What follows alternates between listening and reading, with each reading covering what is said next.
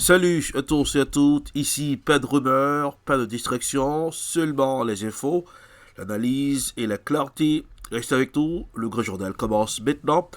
Depuis le sud de Swag Radio de la capitale des grandes écoles du monde, Boston, Massachusetts, Early Dorelas, pour présenter le Grand Journal, Swag Radio, l'énergie, le flow, l'attitude, on air avec du style. Écoutez-nous sur Alexa Page Swag Radio, 24 heures sur 24 avec vous, chez vous, pour vous, tous les jours. Swag Radio, le son qui swag. Tout de suite, voici les infos. À Qatar, le plus grand site de production de gaz naturel liquéfié au monde, endommagé. Le Qatar, leader mondial de la production de gaz naturel liquéfié, JNL, fait face à une situation préoccupante après l'endommagement de l'un de ses sites énergétiques majeurs, considéré comme le plus grand complexe produit de production de GNL au monde.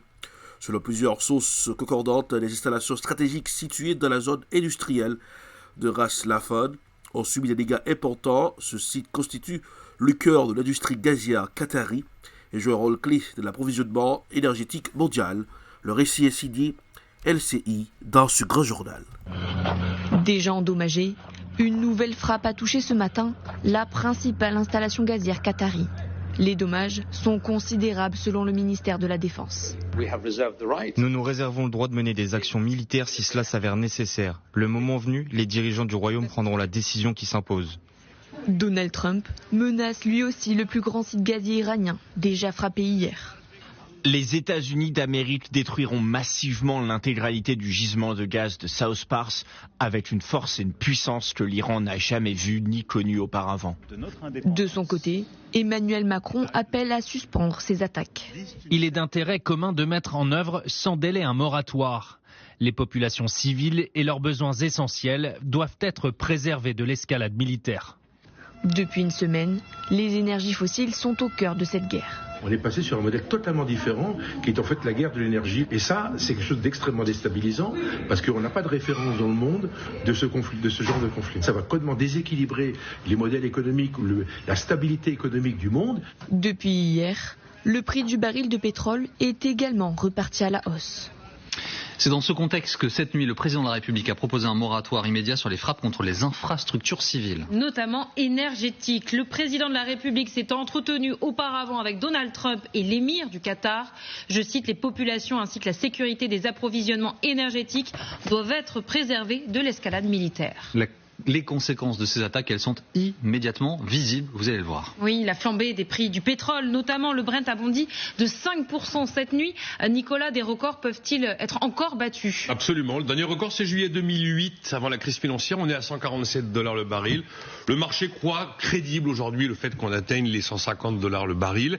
Pour quelle raison? On est devant un risque de pénurie, en fait, que nous n'avons jamais connu dans l'histoire. Jamais le détroit d'Ormuz n'avait été fermé et jamais il n'y avait eu des attaques aussi massives et aussi répétées sur des sites de production de gaz et des sites de production de pétrole. Même si on rouvre le détroit d'Ormuz, les sites de production ne seront plus en capacité de produire avant de nombreux mois. Donc ça veut dire qu'à chaque drone, le risque de pénurie augmente. Oui, on peut aller beaucoup plus haut. $150 est parfaitement atteignable. Aux États-Unis, la directrice du renseignement national, Tulsi Gabbard, a déclaré mercredi 17-18 mars 2026 que le pouvoir iranien n'avait pas cherché à relancer ses capacités d'enrichissement nucléaire depuis les frappes menées en juin 2025 par les États-Unis et Israël. Après la démission fracassante de Joe Kent mardi, cette révélation du renseignement américain fait réagir plusieurs sénateurs et remet en question les objectifs de la guerre en cours en Iran. Les détails avec Azeb Rolgeorgis, reporter de Radio-Canada, dans ce grand journal.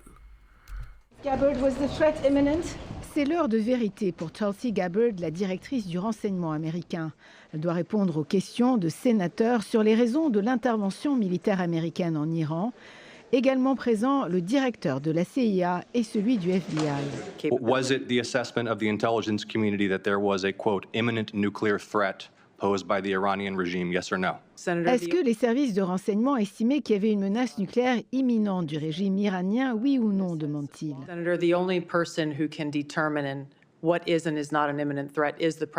La seule personne qui peut déterminer si une menace est imminente ou pas, répond-elle, c'est le président des États-Unis. Faux, lui dit-il.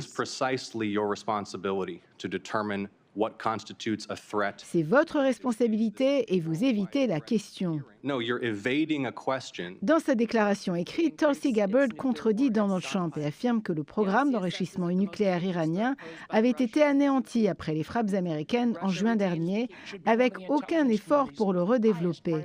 Des déclarations qui sèment encore plus la confusion. Nous avons mené 2 guerres pendant 20 ans au Moyen-Orient, dit-il. Est-ce qu'on entre dans une guerre perpétuelle avec l'Iran? Je ne pense pas que c'est le souhait des Américains. Pour le sénateur Warner, l'idée que seul le président peut déterminer si une menace est imminente ou pas va à l'encontre de la Constitution et des règles de droit.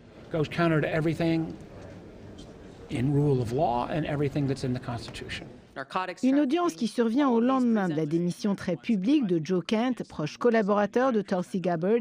Il affirmait que l'Iran ne représentait pas une menace imminente et que cette guerre avait été déclenchée sous la pression d'Israël.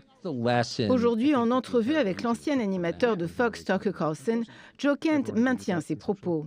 Est-ce que l'Iran s'apprêtait à développer une arme nucléaire? Non, répond-il, et en juin dernier non plus. À la 3e semaine des opérations militaires en Iran, les Américains débattent toujours sur les raisons qui ont mené à cette guerre.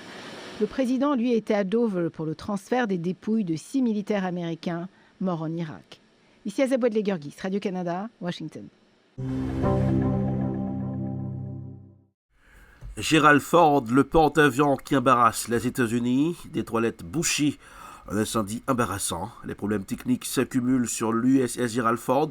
Le plus grand porte-avions au monde a été contraint de suspendre ses opérations et de faire demi-tour vers la Crète pour des réparations urgentes. Le récit a signé France TV Info dans ce grand journal. Un brasier au cœur du plus grand et du plus récent des porte-avions américains. Selon le New York Times, il a fallu plus de 30 heures pour venir à bout de l'incendie, dont la Navy n'a diffusé aucune image. Elle continue en revanche de transmettre ces vidéos qui montrent l'équipage concentré sur sa mission, les avions de combat qui multiplient les rotations. Mais dans les entrailles du navire, le feu a bel et bien fait des dégâts majeurs.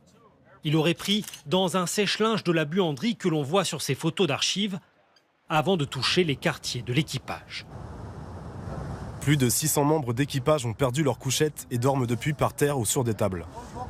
La propulsion nucléaire n'a pas été endommagée, mais 2 marins ont été blessés et des dizaines d'autres intoxiqués par la fumée. Nous avons une pensée pour les membres d'équipage blessés. Nous espérons que tout le monde sera sur pied vite. Déployée en mer Rouge, l'USS Gerald Ford est l'une des pièces maîtresses de l'offensive contre le régime iranien. Il y a quelques semaines, un problème d'évacuation des eaux usées avait déjà dégradé les conditions de vie à bord. 600 toilettes bouchées et des files d'attente qui s'allongent pour satisfaire les besoins naturels. La Navy avait alors publié ce communiqué pour rassurer les familles. Le moral à bord reste bon car les marins comprennent l'importance de leur mission. Mais déployé depuis juin 2025, d'abord dans les Caraïbes, puis au Moyen-Orient, le bateau a pris la mer il y a de longs mois et l'usure à bord se fait clairement sentir. 9, 10, peut-être 11 mois en mer. Cela engendre forcément des problèmes de maintenance qui dégradent la qualité de vie à bord. Le Gerald Ford et ses 4000 marins devraient prochainement quitter la mer Rouge, direction la Grèce pour procéder à des réparations. Un autre porte-avions, le George Bush, a été mis en alerte en vue d'un déploiement au Moyen-Orient. Téhéran promet de venger la mort de ses responsables tués par Israël. L'armée israélienne vient de recevoir l'autorisation de tous les éliminer sans l'aval de la hiérarchie. Le récit a signé TV5 Monde dans ce grand journal. La foule est compacte à Téhéran au cri de mort à l'Amérique, mort à Israël pour les funérailles d'Ali Larijani, le chef tout-puissant de la sécurité, devenu l'homme clé du régime. Des obsèques qui se déroulent en même temps que celles de plusieurs hauts dirigeants iraniens, dont celle du chef de la force paramilitaire Basiji, Gholam Reza Soleimani, 2 cibles prioritaires pour Israël qui continuent d'égrener sa longue liste de responsables iraniens éliminés. Nous sommes au cœur d'une phase décisive après les éliminations spectaculaires de hauts responsables du régime. Le dirigeant de facto de l'Iran, Larijani, et le chef de l'organisation génocidaire Basij, Soleimani, le ministre iranien du renseignement, Khatib, a lui aussi été éliminé la nuit dernière. L'armée israélienne qui a reçu aujourd'hui carte blanche pour éliminer tout haut responsable iranien dans des frappes ciblées comme celle-ci, c'était hier en plein cœur de Téhéran, c'est-à-dire sans attendre le feu vert de sa hiérarchie. Israël frappe sans relâche les dirigeants iraniens, les lieux de réunion supposés, les postes de police avec pour objectif clairement assumé de décapiter le régime et créer les conditions propices à un soulèvement interne. Le nouveau guide suprême, invisible depuis sa nomination, reste tout en haut de cette liste. Quant à Mojtaba Khamenei, on ignore où il se trouve. On ne le voit pas, on ne l'entend pas. Mais je peux vous dire une chose, nous continuerons de poursuivre toute personne représentant une menace pour Israël. Il n'y a pas d'impunité pour lui. On va le traquer, le trouver et le neutraliser. Selon le Wall Street Journal, en 19 jours, ce sont des milliers de membres du régime, allant des hauts responsables aux agents de terrain, qui ont été tués. Nous irons au Liban dans ce grand journal. Israël a intensifié mercredi 18 mars ses frappes aériennes sur Beyrouth, faisant au moins 10 morts et détruisant un immeuble de 10 étages situé près du centre-ville. Le conflit entre Israël et le Hezbollah est désormais considéré comme la répercussion la plus meurtrière de la guerre, plus large menée par les États-Unis et Israël contre l'Iran.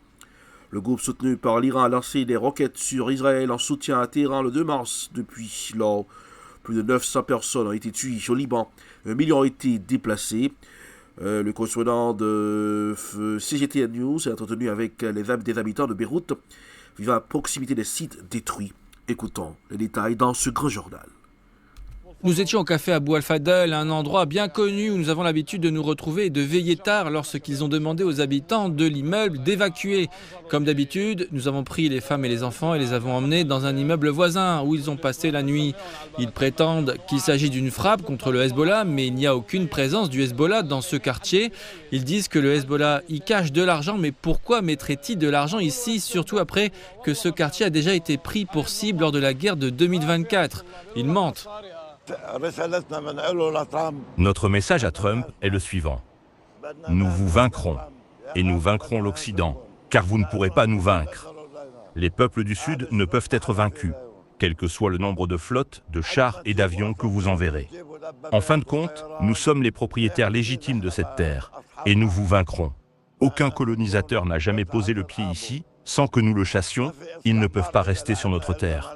Même si toute la flotte américaine venait à Beyrouth, nous les vaincrions.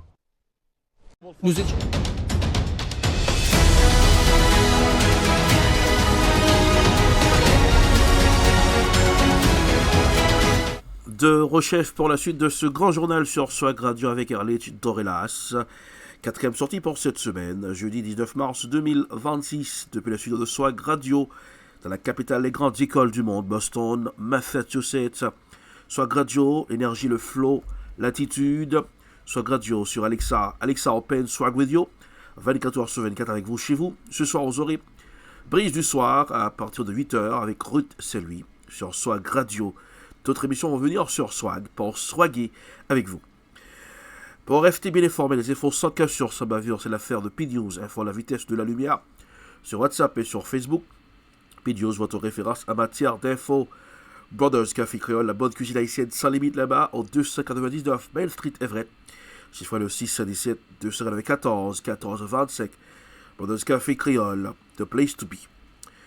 Guerre au Moyen-Orient. Donald Trump menace de frapper un champ gazier iranien. La tension monte de cran au Moyen-Orient dans une déclaration qui fait déjà trembler les marchés et inquiète la communauté internationale. Le président américain Donald Trump a menacé de détruire un champ gazier stratégique en Iran, intensifiant encore davantage une situation déjà explosive dans la région. Quand on a des détails sur BFM TV dans ce grand journal. Donald Trump également cette nuit. Le président américain promet de détruire la réserve iranienne de gaz de South Pars si Téhéran attaque à nouveau un site de production de gaz naturel du Qatar. Et François Clémenceau, Donald Trump est en colère, notamment contre Israël. Et vous savez que c'est pas la première fois. Ah vous vous souvenez de ce premier bombardement par Israël de l'une des principales raffineries de pétrole en Iran. Et Trump avait dit plus jamais on ne s'en prendra à ce qui fait la richesse de l'Iran parce que précisément on a envie que ce peuple-là puisse bénéficier de sa propre économie prospère une fois que cette guerre sera terminée. Et ça, les Israéliens disent hier qu'ils ont attaqué South Pars et que les Américains étaient au courant. Sous-entendu, on avait le feu vert. Donald Trump dit exactement le contraire. Personne ne sait qui dit vrai, qui dit faux. Mais en tout état de cause, s'attaquer au plus grand champ de gaz au monde qui appartient à la fois au Qatar et à l'Iran, c'est mettre vraiment une allumette dans un champ d'explosifs parce que là, ça n'est plus seulement une cible qui est visée en Iran de la part d'Israël, c'est la totalité du système économique du Golfe qui vient de prendre feu. Alors, fort heureusement, si Donald Trump dit plus jamais, peut-être que ce sera plus jamais, mais il n'empêche que on voit bien les intérêts de Donald Trump. Surtout ne rien faire qui puisse aggraver la crise énergétique mondiale, y compris aux États-Unis, où les prix de l'essence continuent d'augmenter très fortement. Cette crise, François, oui, elle s'aggrave ce matin parce que le prix du baril de Brent a rebondi à nouveau. Il dépasse, vous voyez, les $112, plus 5% ces dernières heures.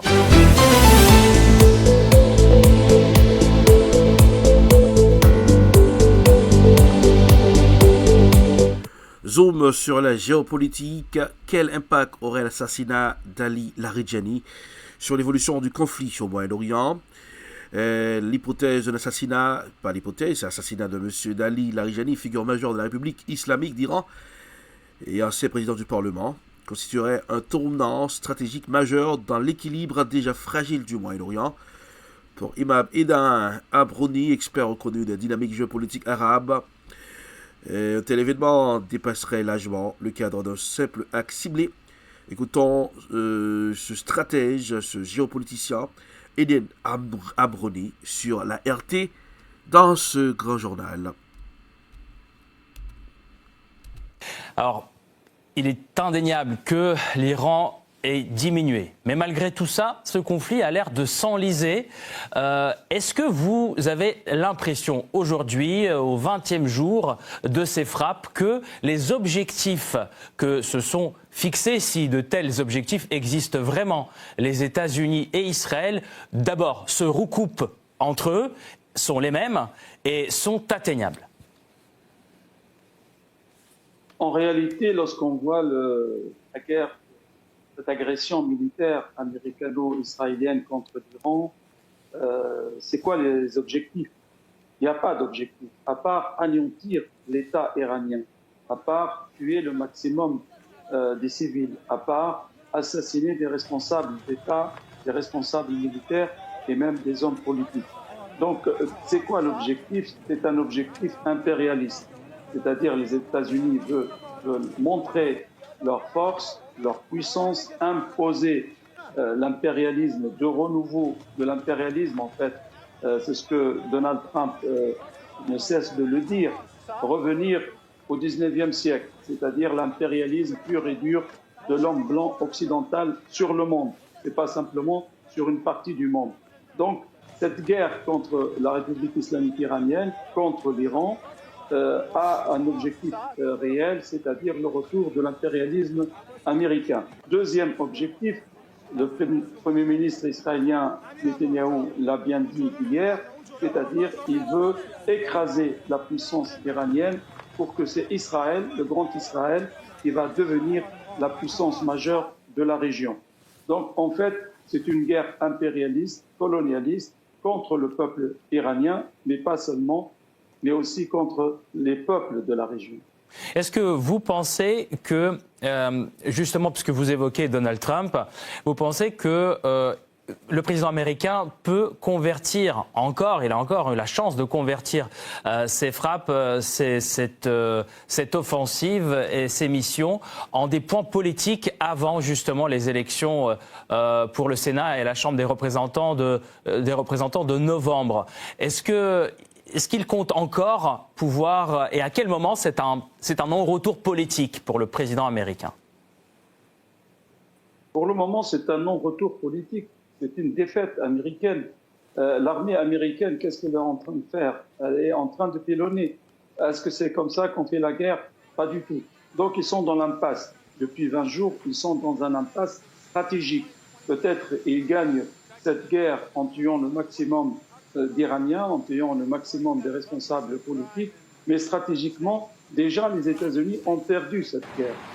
Il n'y a pas d'issue à cette guerre par un démantèlement d'un État iranien très puissant, très fort, et d'un peuple iranien très soudé. Donc aujourd'hui, le plus grand perdant de cette guerre, c'est le président Donald Trump. Peut-être Israël, peut-être Netanyahou, il peut dire qu'il a marqué quelques coups, il a assassiné des responsables hautement importants pour la société iranienne, mais à part ça, il n'y a aucun gain stratégique pour les États-Unis. Aujourd'hui, on le voit très bien que les Iraniens frappent les bases militaires un peu partout dans la région. Donc, quel est le gain réel des États-Unis aujourd'hui, à part un gain médiatique? Parce qu'on a malheureusement un président à la Maison-Blanche, il se croit que c'est un présentateur de 20 heures dans une chaîne d'information où il fait son show. Donc la guerre, c'est pas un show. Malheureusement, et ça je le dis avec amertume, l'élite occidentale en Europe et aux États-Unis, elle vit dans un monde imaginaire. C'est-à-dire elle est détachée de la réalité. Le peuple iranien, c'est un peuple très vaillant, c'est un peuple très courageux. Les peuples autour de l'Iran ne vont jamais accepter la défaite de l'Iran, et les grandes puissances comme la Chine populaire et la Russie n'accepteraient jamais qu'un allié soit défait de ses moyens militaires et ses moyens stratégiques. Le veto d'Orban, la guerre en Iran et les prix élevés de l'énergie font dominer le sommet de l'UE. Lors du sommet de ce jeudi 19 mars 2026, les dirigeants européens tenteront de convaincre Viktor Orban de lever son veto controversé à l'octroi de 90 milliards d'euros à l'Ukraine, mais les espoirs d'une résolution avant les élections hongroises du 12 avril sont faibles. Le récit est signé Euronews dans ce grand journal. C'est sur fond de bruit de bombes que les 27 chefs d'État et de gouvernement de l'Union européenne se réunissent ce jeudi à Bruxelles pour discuter de l'escalade des conflits au Moyen-Orient et en Ukraine. Tous les regards seront braqués sur le Premier ministre hongrois Viktor Orban, qui bloque depuis des mois un prêt de 90 milliards d'euros à l'Ukraine, destiné à financer sa guerre contre la Russie en 2026 et 2027. Les chefs d'État et de gouvernement européens vont tenter une fois encore de mettre la pression sur Budapest, mais rien ne dit qu'ils y parviendront car Viktor Orban se sert de ce bras de fer musclé avec Kiev dans sa campagne électorale pour les législatives du 12 avril prochain. Autre point majeur à l'ordre du jour, l'escalade de la guerre au Moyen-Orient et ses conséquences dans le monde entier. Les 27 s'accordent sur le fait que les prix de l'énergie, qui restent élevés depuis la crise de 2022, constituent un problème majeur, mais divergent sur la manière de le résoudre. Pour compenser immédiatement la hausse des factures énergétiques, Bruxelles recommande au gouvernement soit de baisser les taxes, soit de mettre en place des subventions, deux mesures qui ont une incidence sur les recettes. La solution à long terme reste, elle, toujours floue, car les dirigeants restent profondément divisés sur la nécessité de réformes structurelles du marché de l'énergie.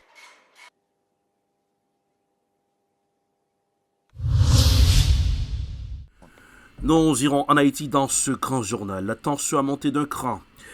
Le mercredi 18 mars 2026, dans la capitale haïtienne, plusieurs dizaines de médecins, d'internes et d'étudiants en médecine ont manifesté dans les rues pour réclamer la réouverture immédiate de l'hôpital de l'Université d'État d'Haïti, HUEH, communément appelé Hôpital Général. Écoutons les manifestants dans les rues de Port-au-Prince dans ce grand journal.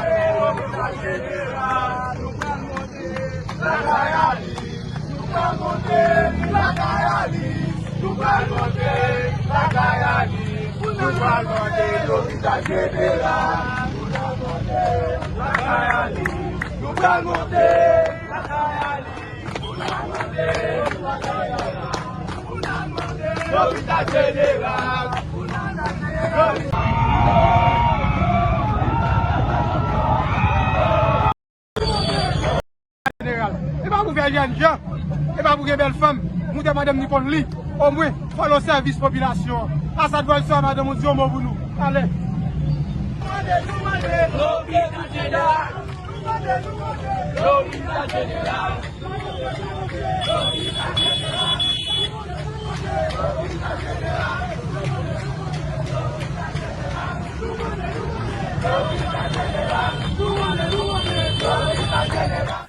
Laissons Haïti, direction le Madagascar à Antananarivo. Les relations entre Madagascar et la Russie connaissent un renforcement notable ces derniers mois, marquant une nouvelle étape dans la coopération entre les deux pays. Ce rapprochement stratégique s'inscrit dans un contexte international en pleine recomposition, où les alliances se redéfinissent notamment en Afrique. Le récit est signé Africa News dans ce grand journal. Après la première visite d'État du président malgache Mickaël Randrianirina en Russie le 19 février dernier, le chargé d'affaires à Madagascar Alexei Buriak a évoqué une fenêtre d'opportunité qui confirme le rapprochement entre Madagascar et la Russie. Des projets pourraient voir le jour sur le plan énergétique pour accompagner le développement de la production et de la distribution d'électricité à Madagascar. D'autres programmes ont déjà vu le jour, notamment sur le plan militaire, avec la formation achevée le 6 mars dernier d'environ 200 militaires malgaches par des instructeurs de l'Africa Corps, organisation paramilitaire russe qui a succédé au groupe Wagner en Afrique. La visite d'État du colonel Randrianirina était la première d'un dirigeant malgache en Russie depuis près de 50 ans. Il a été reçu par Vladimir Poutine.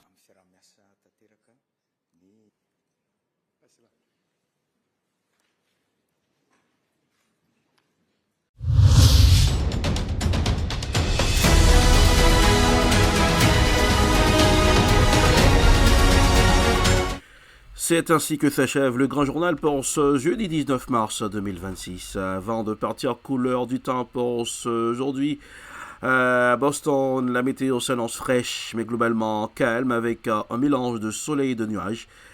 Température, les valeurs oscilleront entre un minimum de 26 degrés Fahrenheit durant la nuit, un maximum de 42 degrés Fahrenheit en journée. Le temps sera partiellement ensoleillé durant la journée, devenant plus nuageux en soirée. Le risque de pluie ou de neige est très faible, estimé à environ 10%. Une brise légère soufflera du sud à environ 11 km par heure.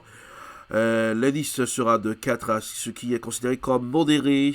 Humidité, le taux d'humidité moyen sera environ 53% pour ce aujourd'hui. Dans la capitale des grandes écoles du monde, Boston, Massachusetts. Swag Radio on air avec du style. Écoutez Swag Radio 24h/24 sur Alexa Open Swag Radio. Ce soir, vous aurez Brise du soir avec Ruth, c'est lui. Sur Swag, l'énergie, le flow et l'attitude. D'autres émissions vont venir sur Swag pour swag avec vous. Swag Radio, le son qui swag. Info Socassure, sa bavure affaire de P-News en référence à matière d'info. Info à la vitesse de la lumière sur WhatsApp et sur Facebook, P-News. Brothers Café Créole, de la bonne cuisine, ah oui, la cuisine haïtienne de A à Z, la cuisine haïtienne est sans limite là-bas, au 299 Main Street Everett, chiffre le 617 294 14 25. Joyeux jeudi, n'oubliez pas de garder le sourire pour présenter le grand journal Erlich Dorelas, depuis les studios de Swag, dans la capitale des grandes écoles du monde, Boston, Massachusetts. Au revoir, à demain.